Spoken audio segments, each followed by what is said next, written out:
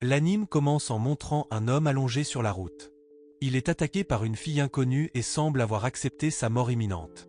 Soudain, l'homme se réveille et trouve un vieil homme au visage étrange debout à côté de lui. Le vieil homme lui donne alors le nom de Gobru. Il se sent soudainement très fatigué et retombe dans le sommeil. Quand il se réveille le lendemain, il réalise qu'il est né de nouveau en tant que gobelin. Triste de devenir une créature faible, Gobru commence à pleurer. Mais il découvre rapidement que les gobelins grandissent vite. En seulement 3 jours, il grandit beaucoup et acquiert de nouvelles capacités.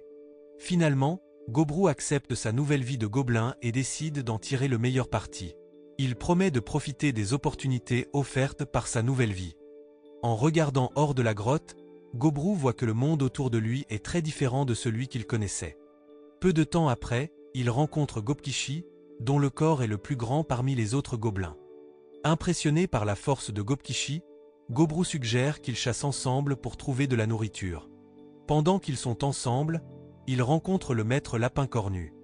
À ce moment-là, Gobkishi commence à poursuivre le lapin, tandis que Gobru se prépare à tendre une embuscade.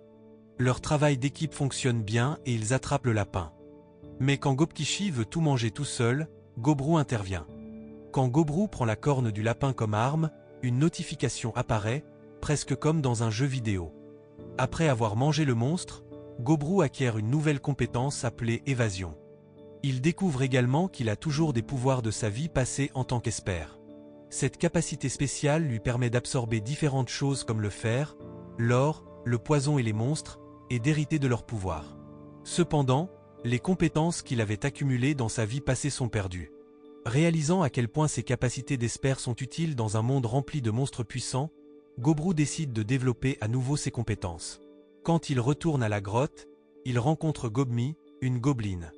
Elle est étonnée par la victoire de Gobru et Gobkishi sur le redoutable lapin cornu, qui avait tué de nombreux gobelins auparavant. Voyant les compétences de Gobru, Gobmi accepte joyeusement de rejoindre leur groupe, enthousiasmé par cette idée. Mais le lendemain, il pleut, donc Gobru ne peut pas demander à Gobmi de les rejoindre. Toujours déterminé, Gobru décide d'aller à la salle des trésors pour trouver des matériaux pour fabriquer des armes. Cependant, quand il y arrive, il trouve des filles humaines enfermées et ne comprend pas pourquoi elles sont gardées là. Pendant que Gobru est occupé à fabriquer des armes, Gobji, le vieil homme qui lui a donné son nom, suggère que chasser l'aidera à monter de niveau rapidement. Gobru vérifie et découvre que son niveau a déjà atteint 86, comme Gobji l'avait dit. Gobji lui dit aussi que quand il atteindra le niveau 100, il pourra évoluer en une créature plus forte, mais il le prévient que les gobelins capables d'évoluer sont très rares. Le jour suivant, il s'organise en groupe de 3, avec Gobkishi à l'avant, Gobru au milieu et Gobmi à l'arrière. Avec ce nouveau plan, ils réussissent à attraper beaucoup d'animaux pour se nourrir. En voyant cela, Gobmi est très heureuse car c'est la première fois qu'elle mange de la viande. Après avoir mangé divers nouveaux monstres, Gobru acquiert de nombreuses compétences utiles, surtout des serpents qui l'ont chassé. Il remarque que les serpents sont beaucoup plus forts que lui. Cependant, il devient plus confiant dans sa capacité à survivre, même s'il ne semble pas très impressionnant dans cette nouvelle vie, grâce aux compétences qu'il a acquises. Dans les jours qui suivent, il continue de chasser comme toujours.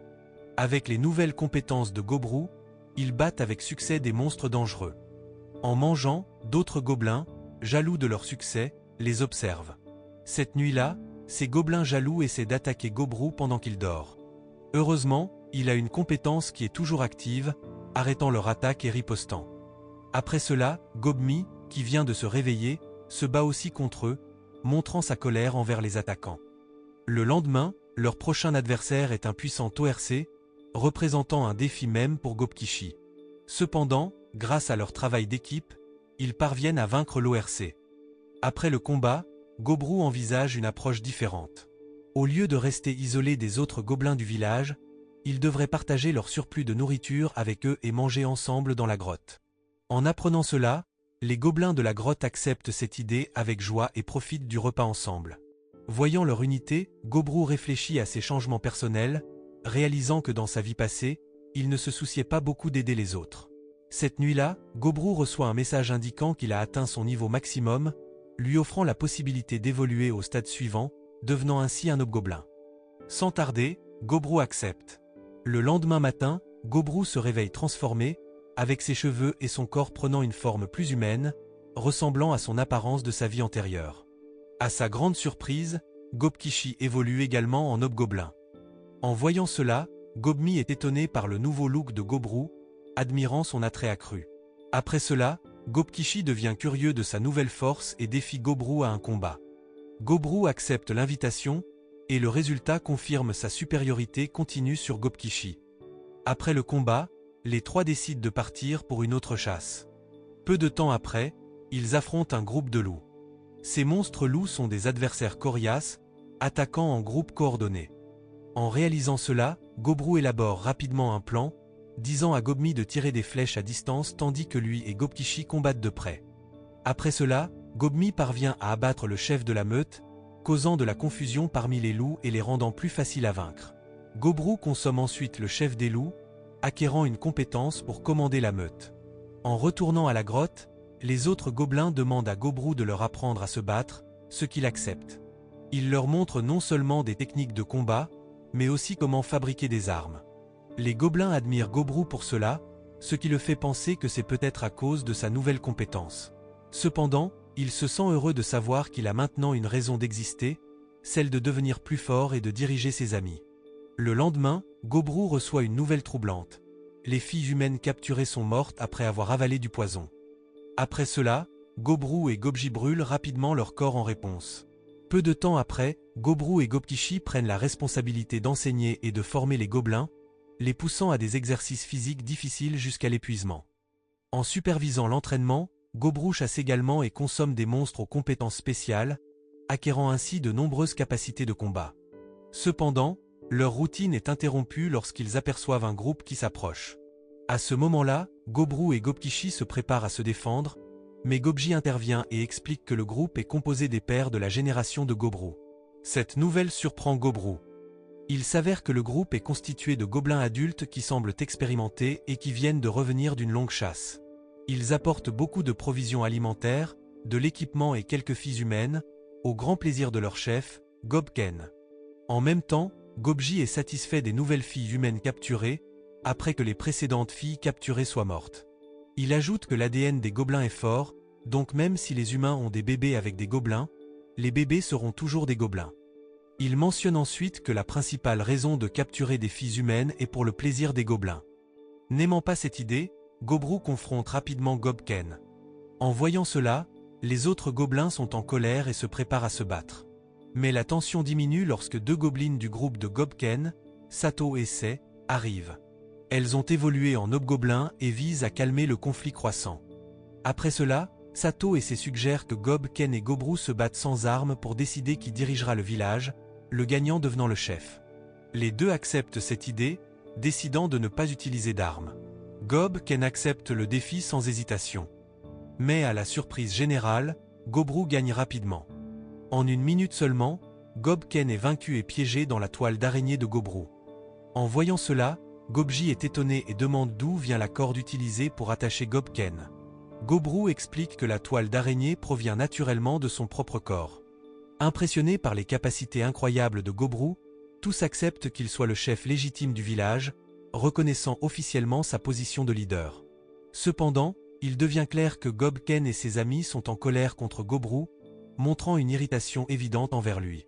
En réponse, Gobru assure aux filles humaines qu'il a averti les autres de ne pas les blesser, ce qui calme leurs inquiétudes. De plus, Gobru promet de les aider à retourner rapidement au village humain. En échange, il demande des informations aux filles, qui acceptent de partager leur histoire. Il s'avère qu'elles voyageaient pour le travail lorsque les gobelins les ont attaquées soudainement, entraînant la mort de tous les hommes avec elles. En se rappelant de cet incident terrifiant, les filles sont de nouveau submergées par l'émotion. Le lendemain, la fille aux cheveux rouges prend son courage à deux mains et commence à parler à Gobru. Il semble qu'elles commencent à accepter leur situation et ne sont plus aussi effrayées. En partageant des informations, Gobru apprend que la fille aux cheveux bruns sait travailler comme forgeronne, les jumelles blondes sont bonnes en cuisine et en couture. La fille avec des lunettes comprend la chimie, et la courageuse rousse rêve de devenir guerrière. Motivée par ses connaissances, Gobru devient plus strict dans l'entraînement des gobelins, rendant leurs exercices plus difficiles les jours suivants. Le lendemain, lorsqu'il pleut fortement, Gobru et Gobkishi s'affrontent, impressionnant les autres gobelins par leur force. Cependant, Gobken continue de ressentir de la rancune envers Gobru, montrant une irritation et une forte aversion pour lui. Cette nuit-là, tandis que tout le monde dort, Gobken et ses amis prévoient de faire quelque chose de mal avec les filles humaines captives. Les filles, inconscientes de leur présence, dorment paisiblement. Heureusement, Gobru surprend Gobken et ses amis en flagrant délit et intervient immédiatement. Il affronte Gobken et ses amis sans délai, réveillant les filles dans le processus. Le bruit réveille les filles, alors Gobru s'excuse de les avoir effrayées. En même temps, Gobkishi et les autres arrivent. Gobru ordonne alors à Gobkishi de sortir Gobken et ses amis, tandis qu'il demande à Gobmi de réveiller les autres et de les rassembler dehors. Il est clair que Gobru prévoit de les punir publiquement pour éviter de tels comportements à l'avenir. Comme promis, Gobru punit les amis de Gobken jusqu'à ce qu'ils s'évanouissent. Gobken, cependant, subit la punition la plus sévère. Il est attaché à un arbre et battu sévèrement, montrant à tout le monde la puissance de Gobru. Le lendemain, Gobken, qui a subi la punition la plus dure, décède en raison de ses blessures. Plus tard, Gobru et ses amis unissent leurs forces pour vaincre un ennemi puissant, un monstre licorne à 3 cornes. À ce moment-là, même Gobru admet que la licorne est un adversaire difficile. Mais il voit la défaite de celle-ci comme une chance d'acquérir de nouvelles capacités. Comme prévu, après avoir consommé la licorne, Gobru obtient la compétence de triple attaque, lui permettant de frapper 3 fois avec un seul coup. La nuit, pendant que Gobru dort, la fille aux cheveux rouges vient le voir pour se réconforter, encore bouleversée par ce qui s'est passé la veille. Gobru sent sa tristesse et la laisse dormir à côté de lui. Le lendemain matin, il s'avère que Gobmi cherche également du réconfort auprès de Gobru, tout comme la fille aux cheveux rouges l'a fait. Sous la direction de Gobru, le village des gobelins a beaucoup progressé. Gobkishi et Gobmi ont été cruciaux pour aider Gobru à entraîner les autres gobelins. Mais, se sentant de plus en plus ennuyé, Gobru décide de s'aventurer plus profondément dans la forêt pour trouver des adversaires plus coriaces. Pendant son voyage, il rencontre de nouveau le monstre licorne. Utilisant sa nouvelle compétence magique, Gobru bat facilement la créature qui avait autrefois été un défi difficile. Se sentant plus confiant avec ses nouvelles capacités, Gobru s'aventure plus profondément dans la forêt et tombe sur des taches de sang inquiétantes. Il se rappelle de l'avertissement de Gobji lorsqu'il était jeune au sujet de la dangereuse forêt du Nord, où réside une créature terrifiante, l'ours rouge. Les taches de sang confirment la présence de l'ours rouge, indiquant ses récentes attaques sur plusieurs monstres licornes dans la région. Soudain, Gobru entend des pas lourds, signalant l'arrivée de l'ours rouge. Imperturbable, Gobru décide de tester ses compétences de combat contre la puissante créature. De plus, il voit une opportunité de devenir plus forte en vainquant et en consommant l'ours. Avec une détermination accrue, Gobru prépare soigneusement ses armes et sa magie pour le combat à venir. D'un autre côté, à la grotte des gobelins, Gobmi commence à s'inquiéter de plus en plus quand Gobru ne revient pas rapidement. Mais les autres la réconfortent, disant qu'ils croient en la force et aux capacités de Gobru pour gérer n'importe quelle situation.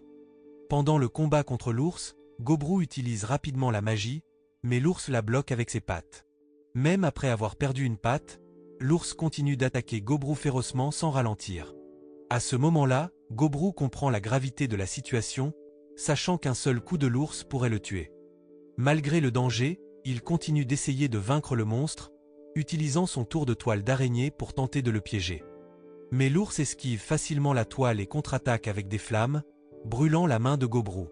Finalement, Gobru réalise qu'il doit être prêt à se blesser s'il veut vaincre le monstre. En affrontant l'ours de front, Gobru parvient à enfoncer son épée dans la bouche de la créature, pensant lui avoir porté un coup fatal. Mais sa distraction permet à l'ours de riposter, causant de graves blessures à Gobru.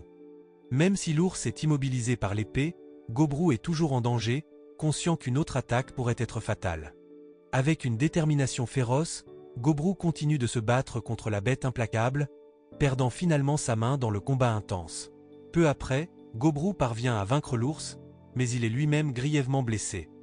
Malgré ses blessures, il trouve la force de manger un peu de la viande de l'ours, restaurant son énergie avant de s'évanouir. Pendant que Gobru est inconscient, il reçoit un message disant qu'il peut évoluer en ogre. Cette nouvelle le rend très heureux. Quand il se réveille, il réalise qu'il a changé en ogre après être devenu plus grand et plus effrayant. Mais lorsqu'il retourne au village, tout le monde a peur de lui car il pense qu'il est un ogre qui veut leur faire du mal. Cependant, seul Gobmi sait que c'est Gobru. Finalement, Tout le monde est étonné par l'évolution de Gobru, même Gobji, qui reconnaît les capacités spéciales de Gobru. Mais Gobru garde son attention sur l'objectif le plus important, rester en vie et trouver son chemin de retour chez lui.